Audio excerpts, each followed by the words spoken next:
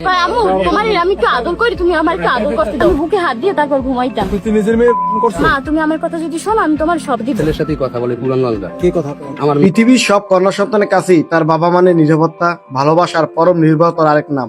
কিন্তু সেই বাবার বিরুদ্ধে যখন ওঠে নিজের অপ্রাপ্তবয়স্ক মেয়েকে দীর্ঘদিন ধরে শারীরিক ও মানসিকভাবে হেনস্থা করার অভিযোগ, তখন তা শুনতে অবিশ্বাস্য লাগলো এক বুক কাঁপানো নির্মম বাস্তব। বাবা তুমি আমার সাথে এরকম করো কেন? কিছু সে বলে না। তারপর আমি আলাদা দিশনে গেছি, পর সে আমার বিরক্ত করছে।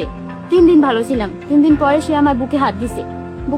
পর আমি আলাপ পাইছি। তারপর আমি তার 4টা আঙ্গুল ধরে মানে ছিটে দিছি পর সে উদ্ভূত হয়ে উঠতে সে বাইরে গেছে।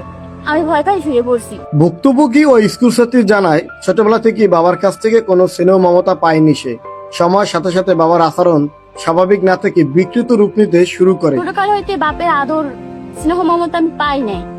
তারপর আবার 3 দিন ভালো ছিলাম, 3 দিন পর আবার সে আমার গায়ে হাত দেয়, এটা করতে চায় ওটা করতে যায়, আমার কোন যায় চুল ধরে, কয় আয় ওখানে এনে দি। না আমার দরকার নাই, আমি জীবনে বাপের আদর পাই না, পাইতেও চাই না, আমার বাপ নাই।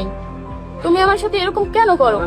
কয় তুমি আমার কথা শোনো তাহলে সব দিব, আমি সব দেবো। দিনের বেলায় বাবার কাছ থেকে যতটা সম্ভব দূরে থাকার চেষ্টা করলেও রাত হলেই শুরু হতে এক চরম আতঙ্ক। আমি সেদিন একটু সচেতন থাকছি যে না কিছু ঘটনা করতে পারে। তারপর আমি বুকে হাত দিয়ে তারপর ঘুমাইতাম। ওই দিন আমার এক হাত ছড়াইছে, আমি আলাপ পাই নাই। পরে যেই হাত ছড়ান ধরছে আর ওই দিন আমার বুকে হাত দিয়েছে পর তারপর আমি চিৎ করে মেরে মারে বলে আনিছি, আম্মু আমার বাঁচাও। ভুক্তভোগীর অভিযোগ, রাতে আতঙ্কে নিজের বুকের উপর হাত রেখে ঘুমানোর চেষ্টা করলেও ঘুমের সুযোগ নিয়ে তার শরীরে হাত দেওয়া সহ নানাভাবে যৌন হেনস্থা চালাতো তার আপন বাবা। আম্মুর বলছে সকালবেলা। তুমি ভিডিও করো না।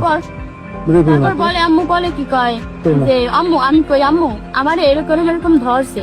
আমার আম্মু কয় কি কয় আমি জানাময়। তারপরে রেজাউল কাকা তার স্ত্রী জানাইছে, সে বলছে কি কয় হাতে নাতে ধরো তারপর একটা বিচার হবে। ঘটনার দিন দুপুরে কাজের বাহানায় নিজের স্ত্রীকে বাইরে পাঠিয়ে দিয়ে বাড়ি ফাঁকা করে ফেলে অভিযুক্ত বাবা। আজকে দুপুর কাজে যায় নাই, কাজে না যায় আমার মায়ের গরু বানতে পাঠায়, মোবাইল লইয়ে পাঠায়, এমনি পাঠায়। তারপর আমার বলে কি কয় মা তুমি আমার কথা যদি শোনো আমি তোমার সব দিব। এবার বলে আব্বু একটা কথা বলি। বলো। কই আমি আপনার হই কি যে আপনি আমার সাথে এরকম আচরণ করেন? কয় তা তুমি ভাববে না আমি তোমার কি হই? তারপর বলি এটা কেমন কথা, আপনার মেয়ে আমি, আপনি আমার সাথে এরকম করতে পারেন? এরপরে ঘরে একা পেয়ে ওই কিশোরীকে অনৈতিক সম্পর্ক স্থাপনের প্রস্তাব দেয় এবং বলে আমার কথা শুনলে তোমারে সব দেব। এক পর্যায়ে কিশোরীটিকে জোরপূর্বক জড়িয়ে ধরে হেনস্থার চেষ্টা চালালে সে চিৎকার করে মায়ের কাছে ছুটে যায়। তোমার কি খারাপ কিছু করছে সে? না সে করতে পারে নাই, কিন্তু চেষ্টা করছে শুরু করে। পরে আমার ধরছে, জড়িয়ে ধরছে, পর আমি সিটা মাইরা লাঠি মাইরা তারপর বাইরে চলে গেছি। ওই সময় আমি এবার মারধর করি, মা কয় মা এইবারই ধরতে পারছি। এবার কয় মা আমি কেমন ধরবো, আমার ভয় লাগে, তুমি তো দূরে। এবার মায়ের কয় কি কয় তুমি পান আনতে যাও। তারপর মায়ের বলে কি কয় পান আনতে, আমি মায়ের কই যে পান আনতে তুমি যাইও না, তুমি পরে তুমি কোনো জায়গায় লুকিয়ে থাকো, আমি ওকে ধরবো, ও আবার আসবে আমার কাছে। পরবর্তীতে মাকে সাথে নিয়ে বাবাকে হাতে নাতে ধরার হাত পাতলে আবারও ঘরে প্রবেশ করে আদর করার অজুহাতে অনৈতিকতার চেষ্টা চালায় ওই ব্যক্তি। তখন কিশোরীটির চিৎকারে প্রতিবেশীরা ছুটে এসে তাকে উদ্ধার করে। যেই দেখছে আম্মু গেছে ওই আমার আবার ঘরে আইছে, ঘরে কয় কি কয় আমি জাম পারবো, আমার একটা ব্যাগ দে। আমি কই আমি পারবো না, আপনি ওখান থেকে নেন। এবার কয় আম্মু তুমি আমার কথা শোনো। তারপর আমি বলি কি শুনবো? কয় আম্মু তোমার আমি একটু আদর করি, তুমি আমার একটু আদর করতে দাও। তুমি কয় আব্বু এসব তুমি কি বলতেছো? তারপর আমি চিৎকর মাইরা আম্মুরে বলাই, তারপর তার ছিঁড়ে মাইরা চলে গেছে আপু ধরে যে গেছি। এবার পাখি কয় আমি তোর কি করছি তোর দ্বারা একটা ব্যাগ চাইলাম, তুই এসব বলতে পারো? আমার মান সম্মানকে তুই খাবি?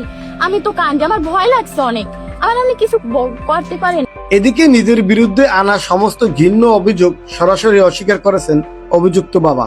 তার দাবি তার মেয়ের সাথে স্থানীয় এক যুবকের প্রেমের সম্পর্ক রয়েছে। সামনে এসএসসি পরীক্ষা থাকায় সেটি বিরোধিতা করা এবং মোবাইল ফোন কেড়ে নেওয়ার কারণে তাকে মিথ্যা চক্রান্ত করে ফাঁসানো হচ্ছে। পারিবারিক বিরোধ ও ভুল বোঝাবুঝির দোহাই দিয়ে নিজেকে সম্পূর্ণ নির্দোষ দাবি করছেন ওই ব্যক্তি। কিচ্ছু করি না তাহলে আমি যদি একটা খারাপ কথাও বললে থাকি তার জন্য আমার মাটিতে তো সবাই তোমার নিজের মেয়ে না? হ্যাঁ তুই তুই নিজের মেয়ে করছো? না খোদার কসম আপনি জিজ্ঞেস করে দেখেন তোর মেয়ে যদি বলে আমি কি? এরকম খারাপ কোনো কথা বললে থাই হ্যাঁ আমি যদি আরো খারাপ কোনো কথা বললে থাই তার জন্য আমার হলো ওর জোতা যেন আমার যায় যদি আমি খারাপ কোনো কথা বলে থাই সেগুলো তো ভাবতেও আমার এটা আমারও তো কথা যে আমারও তো ভাবতে এটা ঘৃণা লাগে। আমি এই আইয়ে দুপুরবেলা এখানে আমার মায় বসায় এই সত্য কথা বললাম তোর সারাই না বলি। আমি সত্তর পর আর বলবো কি কন কি বলবো সত্য কথাটা কন তোর বউ কই? তোর বউ কই? আমি যদি এরকম করিয়ে থাকি তোর বউ কই? অভিযোগ দিছে চলে গেছে অভিযোগ কেন দিছে?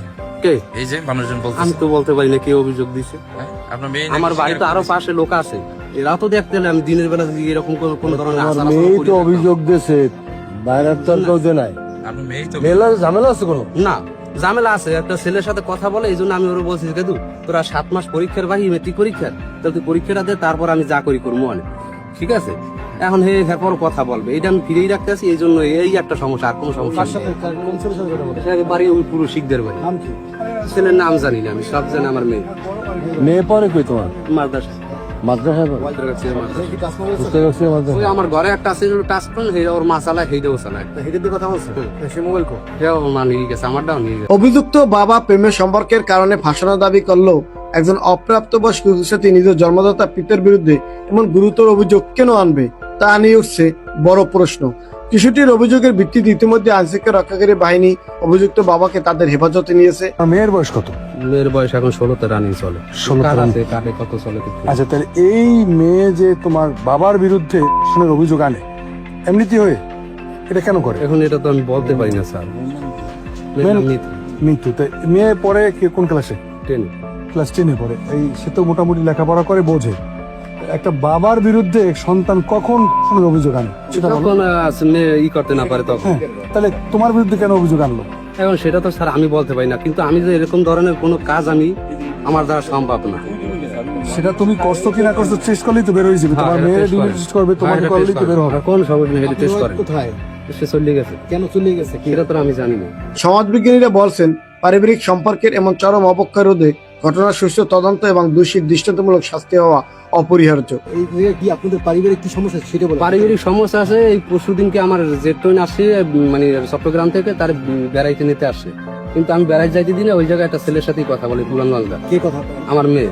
এই জন্য আমি বলছি যে তুমি এখন যাওয়া যাবে না আমি যাও তোমার খালায় বেড়াই যাও পরে আমি সাথে যাইয়া তোমার নিয়ে বেড়াইয়ার কোনে তোমার নানা করে কোনো সমস্যা নেই। পবিত্র বাবা মেয়ের সম্পর্কের আড়ালে নিজের অপ্রাপ্তবয়স্ক সন্তানকে এবং অনৈতিক ও বিকৃত উপায়ে হেনস্থা করার এই ভয়ঙ্কর ঘটনাটিকে আপনি কিভাবে দেখছেন?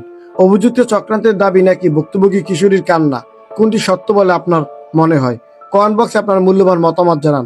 আমাদের সমাজের কন্যা সন্তানদের পারিবারিক সুরক্ষা নিশ্চিত করতে এবং এমন বিকৃত মানসিকতার বিরুদ্ধে সামাজিক প্রতিরোধ গড়ে তুলতে ভিডিওটি অবশ্যই বেশি বেশি শেয়ার করুন। অবক্ষয় এবং বাস্তব গল্প প্রতিদিন সবার আগে পেতে আমাদের চ্যানেলটি সাবস্ক্রাইব করুন।